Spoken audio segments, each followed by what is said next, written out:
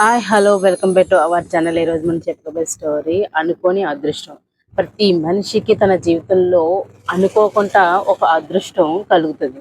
ఆ అదృష్టాన్ని కొంతమంది నిలుపుకుంటారు, కొంతమంది నిలుపుకోలేకపోతారు. అలాంటిది ఈ స్టోరీ. ఒక అనుకోకుండా తగిలిన అదృష్టం ఒక అతను నిలుపుకోకపోవడం వల్ల తనకి కలిగిన అదృష్టం అంతా పోయింది. అసలు ఏమిటో ఎవరో ఏంటో నేను చెప్తాను, మీరు విని. అనగనగా ఒక ముసలివాడు ఉండేవాడు. ముసలివాడు చేపలవాడు ఉండేవాడు. చేపలు పట్టుకుంటూ ఉండేవాడు పక్కనే ఉన్న ఒక నదిలో. ప్రతిరోజు చేపలు పట్టేవాడు. ఎలా పట్టేవాడంటే బుట్టలు కట్టి 4 బుట్టలు నీటి మీద తేలాడదీసి దానికి వల కట్టి అందులో చేపలు పట్టేవాడు. ఒకసారి ఏసి వెళ్ళిపోతే సాయంత్రం వస్తే అందులో ఎన్నో కన్నో చేపలు పడేవి అనమాట. మనిషి లేకపోయినా సరే చేపలు పడినవి ఎక్కడికి పారిపోకుండా ఆ బుట్టల సిస్టమ్ అనమాట. అప్పట్లో బుట్టల పైకి నీటిలో తేలుతూ ఉండేవి, కిందనేమో వల ఉండేదన్నమాట. ఇప్పటికీ ఉండే ఉంటది, బహుశా నాకు తెలియదేమో. అలా అన్నమాట.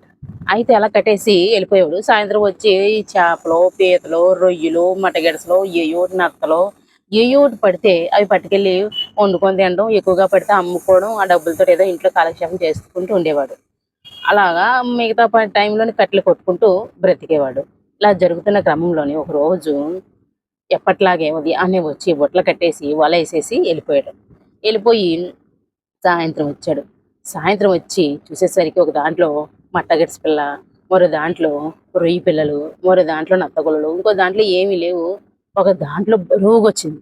బరువుగొస్తుంటే ఏదో పెద్ద చేపే పడినట్టుంది. ఈ రోజు నా అదృష్టం పండిపోయిందని చెప్పేసి ఆ చేపలవాడి ఆనందానికి అవధులే లేవు. లాగాడు పాపం, తన బలమంతా ఉపయోగించి నీటిలోంచి బయటికి లాగితే అందులో ఒక ముసలిది, డొక్కు ముసలిదనమాట. ఈ ముసలిది చచ్చిపోయిందో బతికుందో కూడా తెలియలేదు ఆడికి. అటు ఇటు చూసాడు. చచ్చిపోయిన చేపల, ఎండిపోయిన చేపల, ఆ ముసలిది అతనికి కనిపించింది. అరే, ఏ పెద్ద చేప పడుతుంది, లేకపోతే ఎక్కువ ఏ పీతలో రొయ్యలో పడితే అమ్ముకోవచ్చు అనుకున్నాను.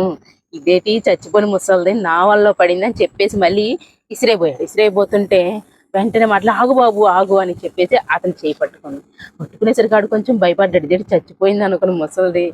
అంటే అప్పట్లోని చచ్చిపోయిన వాళ్ళని గంగా నదిలో కలపడం ఆనవాయి కదా. ఆ విధంగానే ఎవరో ముసలి చచ్చిపోతే పడిచెత్తే నా వలలోకి వచ్చి ఇరుక్కుంది అనుకున్నాడే కానీ ఇలా అనుకోలేదు. ఆగు బాబు, నన్ను పడిచే బాబు, నీ ఇంటికి తీసుకెళ్ళి బాబు అని చెప్పేసి బతిమలాడింది. నాకే తినడానికి తిండి లేదు, ఏయో చేపలు పడతాయి అనుకుంటే అవి పడవు, నా పిల్లలకి నాకు గడవడమే కష్టమైపోయింది, నిన్ను తీసుకెళ్ళి నేనేం పోషించగలను, నాకే తిండి లేదంటే అని చెప్పేసి అంటే, లేదు బాబు లేదు, నన్ను తీసుకెళ్ళు, నీకు అదృష్టం కలిసి వస్తుంది అని. నువ్వు చూస్తే నీకే అదృష్టం లేదు, ఇంక నాకేం అదృష్టం తీసుకొస్తావు అని చెప్పేసి కొంచెం ఆలాపనగా మాట్లాడి, ఇక ముసలిది కదా పోనీలే, ఉంటే తింటది లేకపోతే పడి ఉంటుంది, ఇంట్లో తనకు ఏ తోడు లేదని చెప్పి తీసుకెళ్ళాడు. తీసుకెళ్లేసరికి ఉదయాన్నే లెగిసి, వెంటనే నువ్వు లెగు, నీకు అదృష్టం రాబోతుంది, ఒక 100 ఆవులు గేదెలు ఉండే అంత పెద్ద గోడం తయారు చేయి అంటే దొడ్డు తయారు చెయ్యి. ఇదేంటి ఆవులు గేదెలు లేవు నా దగ్గర, అన్ని ఆవులు గేదెలు ఎక్కడి నుంచి వస్తాయి, నేను అంత పెద్ద దొడ్డి నేను ఎక్కడ తయారు చేయను అని చెప్పేసి, నా చెప్పిన మాట విను, నీకు అదృష్టం కలిసి రాకపోతే నన్ను ఇంట్లోంచి పంపించే అనేసి అన్నది. సరే చూద్దాం, ఆ విధంగానే ముసలు వెళ్ళిపోద్దులే అనుకుంటాడు అనమాట. అదే విధంగా పక్కనే ఉన్న వాళ్ళ ఇంటి పక్కన ఉన్న ఒక ఖాళీ ప్లేస్, అప్పట్లో ప్లేసులకి పెద్ద విలువేముంది, ఎవరు ఏం చేసుకున్నా సరే అడిగేవారు ఆ రోజుల్లో లేరు. తనకి ఎలాగ బోల్డ్ ఖాళీ ప్లేస్ ఉంది కాబట్టిగా ఆ ప్లేస్ని శుభ్రం చేసి, అదే గేదెలు ఆవులు ఉండడానికి వీలుగా అవి బయటికి వెళ్ళిపోకుండా ఒక పెద్ద దొడ్డి కట్టాడు.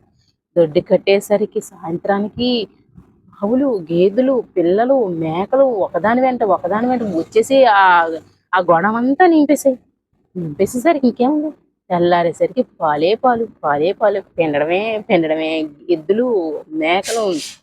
ఇంకా ఆశ్చర్యపోయాడు. ఏటి అమ్మ, ఎన్నిటికి పని చేయాలంటే మనుషులు ఉండాలా? ఒక్కసారిగా షాక్ అయిపోయాడు. ఇంక పాలు పిండడం మొదలుపెట్టాడు, అమ్మడం మొదలుపెట్టాడు. బోల్డ్ డబ్బులు. ఎద్దులు ఎద్దులు ఉన్నాయి కదా ఆ రోజుల్లో. ఇప్పుడు ట్రాక్టర్లని అద్దెలకి ఎలా తెచ్చుకుంటున్నామో ఆ రోజుల్లో ఎద్దులు కూడా అద్దెలకి తెచ్చుకునేవారు అనమాట. ఆ విధంగా ఎద్దుల్ని తీసుకెళ్లి దున్నుకొని అద్దిచ్చేవారు. ఆ విధంగా కూడా బోల్డ్ డబ్బులు వచ్చేయి. బోల్డ్ డబ్బులు అలాగా డబ్బులు సంపాదించడంగా ఒక పక్కన పాల నుంచి, ఓ పక్క నుంచి అద్దెల నుంచి, ఓ పక్క నుంచి మేకల నుంచి, ఒక పక్క నుంచి ఊళ్ళ నుంచి, కోళ్ళ నుంచి, ఇంకా రకరకాలుగా డబ్బు వచ్చి చేరుతానే ఉంది ఆ ముసలి దాని మూలంగా అనమాట. అంటే తన అదృష్టంగా వచ్చిందనమాట. ఇంకా సంపాదించాడు. ఇంక ఊర్లో పెద్ద మనిషి అయ్యాడు. ఇంక అందరూ ఓహో ఆహా ఓహో, ఈ చేపల వాడు ఇంత డబ్బున్నోడు అయ్యాడు, అలాగే ఎలాగని చెప్పేసి పొగటం మొదలుపెట్టారు. ఇంకా ఫ్రెండ్షిప్లు కూడా పెరిగాయి. ఒక పెద్ద ఇల్లు కట్టుకున్నాడు, ఒక అందమైన అమ్మాయిని పెళ్లి చేసుకున్నాడు, 2 పిల్లలు కన్నాడు. హ్యాపీగా సంసారం కొద్ది రోజులు సాఫీగా సాగింది. సాగింది, ఫ్రెండ్షిప్ ఎక్కువైంది. తన డబ్బుతోటి ఇంకేం చేసుకోవాలో తెలియనంత డబ్బు వస్తుంది నిత్యం.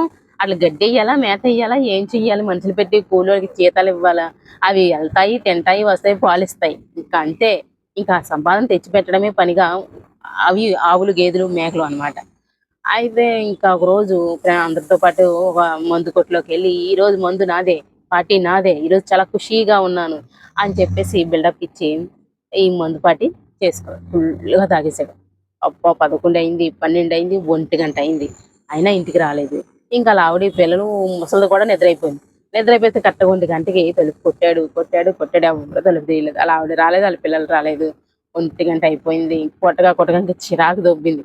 చిరాకు దొబ్బి, ఒసే ముసలిదాన ఎక్కడున్నావే, నా ఇంట్లో తేరగా తిని కూర్చుంటున్నావు కదే, వచ్చి నువ్వన్న తలుపు తీవే అని చెప్పేసి తాగేసిన మొత్తంలో నోటికొచ్చినట్టు తిట్టాడు. ఇంకా తిట్టి, నువ్వు ముసలిదానివి, నా ఇంట్లో తయారుగా కూర్చొని తింటున్నావు, పందిలాగా నువ్వు కూడా పడుకుంటూ పోతావా, వచ్చి తలుపు తీయవా అని చెప్పేసి తాగేసి కొంచెం వాగాడు. వాగితే ఇంకా ఏదోలాగా తిట్టుకొని తిట్టుకొని ఆ ముసలిదాన్ని వెళ్ళి పడుకున్నాడు. తెల్లారింది. తెల్లారేసరికి ఆ ముసలిదైన బోల్డ్ పని చేసేది, తన పని చేస్తానే ఉంది. లేచింది, తుడిసింది, ఆ గేదెలు ఆవులకి అన్నిటికి దానాలు గీనాలు పెట్టుకుంది, ఇల్లు గుమ్మాలు తుడిసింది. అంటే ఎవరైనా మన అదృష్టం పోయేటప్పుడు ఇల్లు శుభ్రంగా ఉంటుందట. అంటే అందుకే ఎవరైనా ఇంటి నుంచి బయటికి వెళ్ళేటప్పుడు చూడకూడదని చెప్తూ ఉంటారన్నమాట. ఇంటి నుంచి మనం బయటికి ప్రయాణం చేసేటప్పుడు చూడకూడదు, శుభ్రం చేయకూడదు, ఏమి చేయకుండా ఎలాగున్నది అలాగ వదిలేసి మనం రావాలి తప్ప. చాలా మంది మనం బయటికి వెళ్తున్నాం కదా, అలా ఉండిపోతాయి, ఇలా ఉండిపోతే తుడిసేసి వెళ్దాం అని అంటారు. అస్సలు అలా చేయకూడదు, అదనమాట. అయితే ముసలిది తుడిసేసింది, శుభ్రంగా చేసేసింది. చేసేసి ఇంకంతే 10 అయింది, కనిపించలేదు, వెళ్ళిపోయింది అలాగా. తను ఏ నదిలోంచి అయితే వచ్చిందో ఆ నదిలోకి వెళ్ళిపోయింది. తనతో పాటు ఆవులు, మేకలు, గేదెలు అన్నీ వెళ్ళిపోయాయి. అవి అనుకున్నాడు ఎప్పట్లాగే మేతకి వెళ్ళిపోయి ఉంటాయి, సాయంత్రానికి అయ్యే తిరిగి వస్తాయి, ఉదయానికి ఎంచక్క బోల్ డబ్బులు చేసుకోవచ్చు, పాలే పిండుకోవచ్చు అని ఎదురు చూశాడు. తెల్లారింది. ఆవులు లేవు, మేకలు లేవు, గేదెలు లేవు, ఆవులు లేవు, ఎడ్లు లేవు, పాలు లేవు, పెరుగు లేదు. ఇంక తనకి సిరిత వచ్చును సరిలద్దముగా నారికేల, సిరిత పోయిన పోవును, కరిమింగిన వెలగపండు కరణి సుమతి అన్నట్టు తన సంపద అంతా ఎలా వచ్చిందో అలాగే పోయింది. అనుకోకుండా కుప్పల కుప్పలుగా వచ్చిన సంపద అనుకోకుండా కుప్పల కుప్పలుగా పోయింది.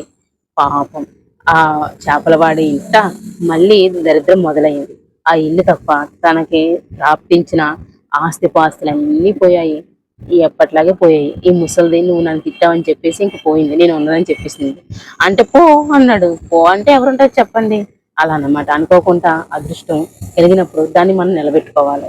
మళ్ళీ ఎప్పట్లాగే ఆ చేపలవాడు మళ్ళీ వేషం కట్టి వెళ్ళిపోయినట్టు మళ్ళీ చేపలవాడు వేషం వేసుకొని మళ్ళీ నదిలోకి చేపలు పట్టడానికి వెళ్ళిపోయాడు. చూసారా ఫ్రెండ్స్, ఎవరైనా కుక్కను తీసుకెళ్లి సింహాసనం మీద కూర్చోబెడితే తన బుద్ధి ఎక్కడికి పోనిచ్చుకోదు, మళ్ళీ వెళ్ళి ఇంగిలాక్ కోసం పరిగెడుతుంది అంటారు. అలాగా అదృష్టం తలుపు తట్టి వరం ఇచ్చినా సరే నిలబెట్టుకోలేని స్థాయిలో కొంతమంది ఉంటూ ఉంటారన్నమాట.